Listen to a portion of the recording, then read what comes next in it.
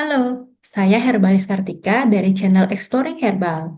Di dunia ini, ada jutaan jenis herbal atau tanaman obat dengan kandungan fitokimia dan khasiat terapinya yang beragam atau khas. Oleh karena itu, kita tidak perlu hanya bergantung atau mengandalkan satu atau beberapa jenis herbal saja, apalagi jenis herbal tersebut tergolong mahal dan langka. Kecuali herbal-herbal itu memang paling unggul di kelas terapinya, menurut evidence base. Kalau tidak, kita bisa menerapkan prinsip repurposing atau mengganti jenis herbal itu dengan jenis herbal lain yang relatif lebih murah dan mudah didapat, asalkan setara atau lebih baik dari sisi khasiat dan keamanan.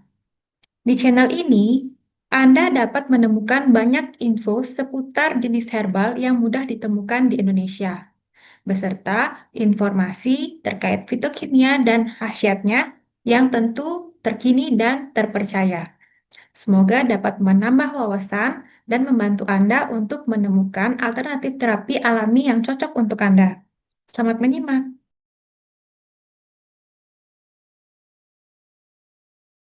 Pernah nggak sih pagi-pagi Anda minum obat cuma ditemenin secangkir kopi panas? Praktis banget kan? Kayaknya banyak dari kita yang begitu. Tapi tahu nggak, di balik kebiasaan yang kelihatannya sepele ini, sebetulnya ada interaksi kimia yang cukup rumit terjadi di dalam tubuh kita. Oke, yuk kita langsung aja ke intinya. Pertanyaannya simple tapi penting banget. Apakah kopi yang kita minum setiap hari itu diam-diam mengubah cara kerja obat-obatan kita? Jawaban singkatnya, wah, sangat mungkin. Dan kita bakal bongkar sama-sama kenapa bisa begitu. Biar kita dapat gambaran seberapa pentingnya ini, lihat deh angka ini. 90% orang dewasa di Amerika Utara itu minum kopi setiap hari. Ini bukan lagi sekedar minuman, tapi udah jadi ritual global. Artinya, kemungkinan besar interaksi ini berpengaruh ke Anda atau ke orang yang Anda kenal baik. Nah, sebelum kita nyalain kopinya, kita perlu paham dulu dasarnya. Coba bayangin deh, sebuah pil itu memulai perjalanan yang rumit begitu kita menelannya. Tubuh kita ini punya sistem yang super teratur untuk memprosesnya. Jadi, ada 4 langkah utama nih. Pertama, penyerapan. Ini pas obat masuk ke aliran darah kita. Kedua, distribusi. Pas obatnya disebar ke seluruh tubuh. Ketiga, metabolisme. Di sini, hati kita ngubah obat biar bisa dipakai. Dan terakhir, ekskresi, yaitu saat tubuh ngebuang sisa-sisanya. Keren ya, sistem yang efisien banget. Nah, disinilah ceritanya jadi seru. Proses yang tadinya rapih itu, kedatangan tamu tak diundang. Dan tamu itu, ya siapa lagi kalau bukan secangkir kopi pagi kita. Ternyata, kopi bisa mengganggu setiap tahap perjalanan obat tadi dengan cara-cara yang cukup mengejutkan. Cara pertama, kopi mengganggu itu dengan, bisa dibilang, memeluk molekul obat. Jadi kafein itu secara fisik bisa nempel ke beberapa jenis obat, terus membentuk gumpalan yang lebih besar. Nah, tubuh kita jadi lebih susah buat menyerap gumpalan ini, yang artinya lebih sedikit obat yang benar-benar masuk ke sistem buat bekerja. Sayang kan? Mekanisme kedua ini soal lingkungan di dalam perut kita. Kopi itu kan sifatnya asam, dan dia juga bisa merangsang produksi asam lambung. Akibatnya, tingkat keasaman di perut kita bisa berubah. Padahal, beberapa obat itu dirancang khusus untuk larut di tingkat pH tertentu. Kalau pH-nya diubah sama kopi, ya obatnya mungkin nggak larut dengan benar. Ujung-ujungnya penyerapannya keganggu lagi. Dan ini yang paling penting. Bayangin deh, hati kita itu punya semacam jalur tol khusus buat memproses zat-zat tertentu. Ada enzim namanya CYP1A2, nah ini adalah jalur tol utama buat kafein dan juga buat banyak banget jenis obat. Jadi pas kita minum kopi barengan sama obat-obat itu, mereka semua mencoba masuk ke jalur tol yang sama di waktu yang bersamaan. Apa yang terjadi? Ya, macet total. Ini yang disebut kemacetan metabolisme. Hati kita jadi kewalahan dan akhirnya bisa memperlambat pemrosesan obat, kafein, atau bahkan keduanya. Oke, cukup teorinya. Sekarang, mari kita lihat gimana kemacetan dan gumpalan ini benar-benar mempengaruhi beberapa obat yang mungkin Anda atau keluarga Anda konsumsi. Efeknya itu bisa beda-beda banget loh, tergantung jenis obatnya. Oke, kita mulai dengan skenario pertama. Obat Anda jadi kurang efektif alias melempem. Ini biasanya terjadi kalau kopi menghalangi penyerapannya, persis seperti yang kita bahas tadi. Akibatnya, ya Anda nggak mendapatkan dosis penuh yang seharusnya Anda dapatkan. Nah, lihat deh angka-angka di sini. Ini benar-benar bikin kaget.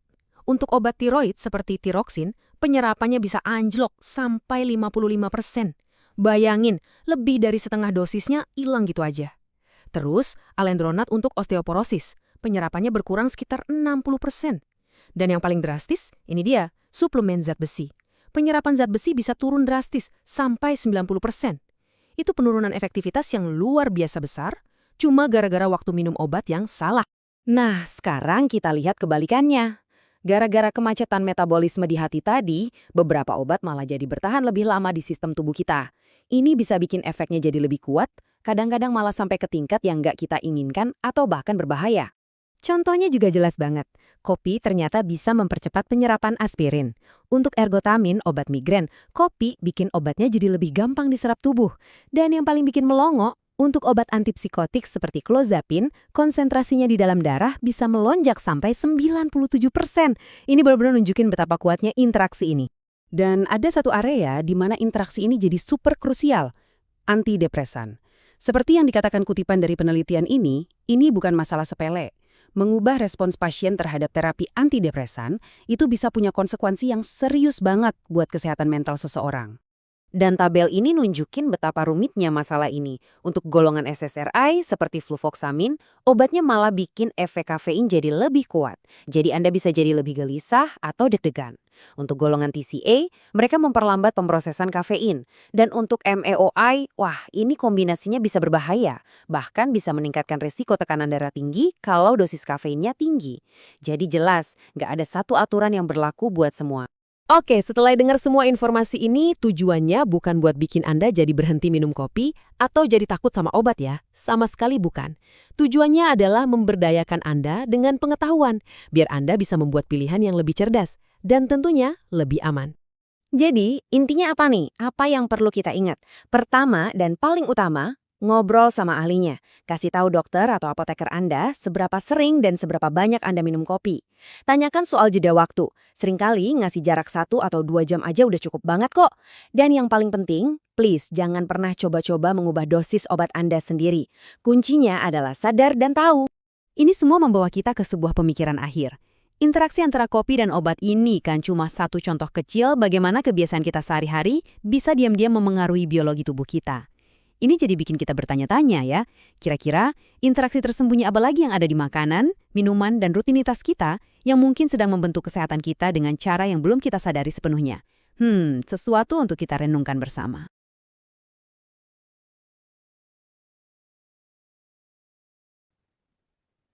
Terima kasih sudah menonton video ini sampai akhir.